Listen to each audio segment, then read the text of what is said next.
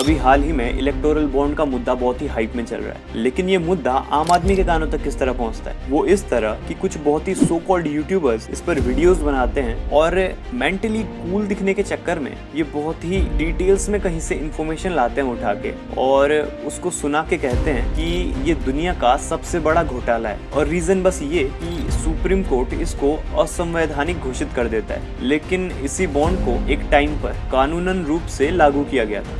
और दूसरी बात हमें देखने के लिए ये मिली कि इलेक्शंस पास आ चुके हैं, तो अपोजिशन पार्टीज ने इसका बहुत ही बढ़िया तरह से इस्तेमाल किया और इन्फ्लुएंसर्स ने व्यूज बटोरने के लिए इसका बहुत ही बढ़िया ढंग से इस्तेमाल किया। अब क्योंकि 15 फरवरी को सुप्रीम कोर्ट ने इलेक्टोरल बॉन्ड को असंवैधानिक घोषित कर दिया और इस पर बैन लगा दिया। इन्फ्लुएंसर्स ने जैसे ये खबर सुनी तो उन्होंने सोचा चलो डिटेल्स में निकालते हैं कि किसने कितना चंदा दिया और किसने कैसा चंदा दिया। उसके बाद ये कुछ इधर उधर की घटनाओं को निकालकर इसे पूरी तरह नेगेटिवली दिखाना शुरू करते हैं। अब हालांकि इस बॉन्ड का जो मेन टॉपिक था वो ये कि जो चंदा लोगों के लिए आ रहा है वो कहाँ से आ रहा है, इसकी जो इन्फॉर्मेशन है वो पब्लिक क्यों नहीं करी जा रही। और फिर ये बताते हैं कि बीजेपी पार्टी को इतना चंदा मिला है और बाकी ऑपोजिशन पार्टीज को इतना चंदा मिला है। और हाल ही में नरेंद्र मोदी जी एक इंटरव्यू में बताते हैं कि इस चंदे का 37% बीजेपी पार्टी को मिला है और बाकी का जो 63% है वो बाकी की ऑपोजिशन पार्टी को गया है। और उनका मानना ये है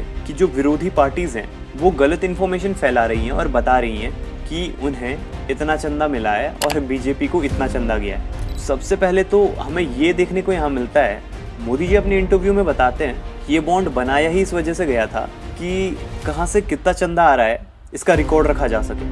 क्योंकि पहले होता ये था कि जब ये बॉन्ड्स नहीं थे तो उस टाइम पर कोई भी पार्टी कहीं से भी चंदा लेती थी उसका कोई रिकॉर्ड नहीं होता था, जिससे कि काले धन को और ज्यादा बढ़ोतरी मिलती थी। हम आपको इजी लैंग्वेज में इलेक्टोरल बॉन्ड के बारे में जस्ट समझाएंगे कि ये किस तरह का बॉन्ड है, इससे गवर्नमेंट को क्या खतरा लगा जिस वजह से इसे असंवैधानिक घोषित करके बैन कराना पड़ा, आपको क्लियर कर देंगे। और ये तो मैंने बता दिया कि मोदी जी इस बॉन्ड के बारे में क्या कहते हैं, लेकिन मैं आपको ये भी बताऊंगा कि अपोजिशन पार्टी है और जो आर्टिकल्स हैं, मीडिया चैनल्स हैं, वो इस बारे में क्या बताते हैं। सो हे फ्रेंड्स, स्वागत है आपका मेरे चैनल वन क्लिक हिस्ट्री पे एक और न्यू वीडियो के साथ। तो आज के इस वीडियो का टॉपिक है इलेक्टोरल बॉन्ड का असली सच। तो चलिए आज के वीडियो को शुरू करते हैं।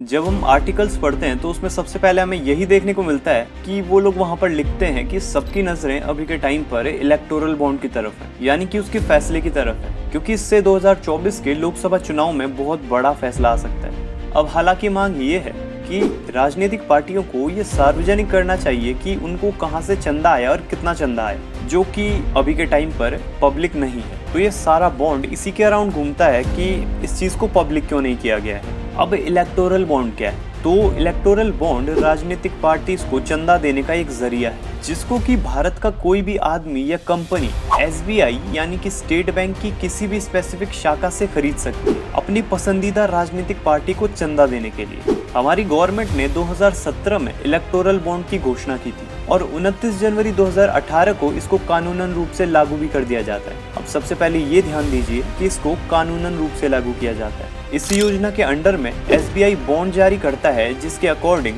भारत देश का कोई भी व्यक्ति या कोई भी कंपनी अपनी पसंदीदा राजनीतिक पार्टी को डोनेशन दे सकती है। और इस बॉन्ड के अकॉर्डिंग कोई भी आदमी 1000, 10,000, 1 लाख, 10 लाख और 1 करोड़ में से कितने तक का भी इलेक्टोरल बॉन्ड खरीद सकता था। और इस बॉन्ड का चंदा केवल उन पॉलिटिकल पार्टीज को मिलता था जिन्होंने की पिछले विधानसभा या लोकसभा चुनाव में कुल वोट का 1% हासिल किया हो। अब इसमें लोगों के दिमाग में चिंताएं क्या थी? तो गवर्नमेंट का मानना ये था कि ये बॉन्ड इसलिए बनाया गया है ताकि पॉलिटिकल पार्टीज जो भी फंड रेज करती हैं उसका सारा रिकॉर्ड उनके पास रह सके और ये साफ सुथरे ढंग से हो सके। लेकिन इसी पर पिछले कुछ सालों में सवाल उठा रहे हैं लोग कि इसका जो रिकॉर्ड है वो जनता से पूरी तरह से प्राइवेट रखा गया है। जो भी चंदा आया है वो चंदा कहां से आया है इसकी इन्फॉर्मेशन को बिल्कुल भी रिवील नहीं किया गया है। और इसी वजह से लोगों का ये मानना है कि इससे काले धन को यानी कि ब्लैक मनी को बहुत ही ज्यादा बढ़ावा मिल सकता है। तो इस योजना को चैलेंज करते हुए सबसे पहली जो 2 याचिकाएं थी वो सुप्रीम कोर्ट में दायर कराई गई थी,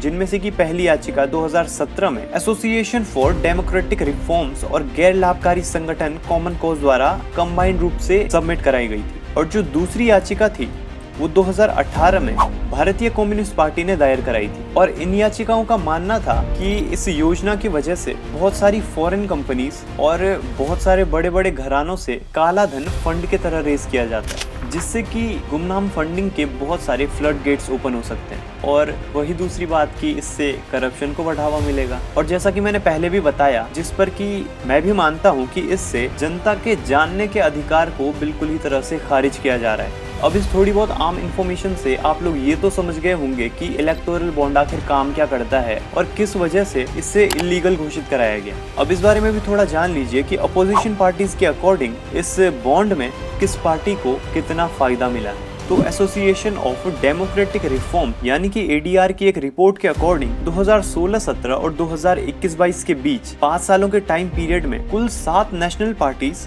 और 24 क्षेत्रीय पार्टीज को चुनावी बॉन्ड से लगभग 9,188 करोड़ रुपए मिले। और बताया जाता है कि इस 9,188 करोड़ रुपए में से केवल भारतीय जनता पार्टी की हिस्सेदारी 5,272 करोड़ रुपए थी, जो कि लगभग 57% बनता है। और बाकी का जो बचा हुआ चंदा है वो बाकी की अपोजिशन पार्टीज को जाता है। और उसी पर मोदी जी आकर अपने इंटरव्यूज में ये बताते हैं कि इस बॉन्ड का 37% बीजेपी पार्टी को मिला है और बाकी का जो 67% है वो बाकी की अपोजिट पार्टीज को गया है। तो पहले तो ये समझ नहीं आता कि किसकी बात को माने और किसकी बात को ना माने। इलेक्टोरल बॉन्ड बंद होने के बाद पॉलिटिकल पार्टीज जो चंदा लेने वाली हैं उसका रिकॉर्ड कहीं अलग से जमा होने वाला है। पहले जो इलेक्टोरल बॉन्ड में थोड़ा बहुत रिकॉर्ड भी जमा होता था ना, अब वो भी नहीं होने वाला। पता नहीं कहाँ कहाँ से चंदा आने वाला है और कहाँ कहाँ चंदा जाने वाला है, किसी को कुछ भी पता नहीं लगने वाला। तो यार आम आदमी तो ऐसे टॉपिक्स में फंसता जाएगा, लेकिन हमें ये कोशिश करनी है कि हम जनता को एक आम इन्फॉर्मेशन पहुंचाएं, न कि उनके साथ इन्फॉर्मेशन के नाम पर एक पॉलिटिकल खेल खेलें।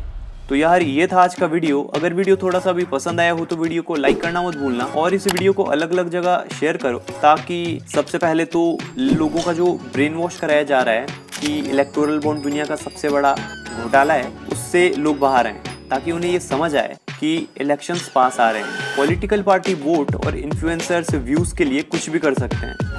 तो सबसे पहले तो इससे ब्रेन वॉश से बाहर निकलो। बाकी अगर वीडियो पसंद आया हो तो वीडियो को लाइक करना मत भूलना और चैनल को सब्सक्राइब करके ऑल के बटन को दबा देना, ताकि इसी तरह की और वीडियोस आपको टाइम पर मिलते रहे। तो मिलते हैं ऐसे एक नेक्स्ट वीडियो में, तब तक बाय बाय, जय हिंद। और वीडियो को शेयर करना मत भूलना।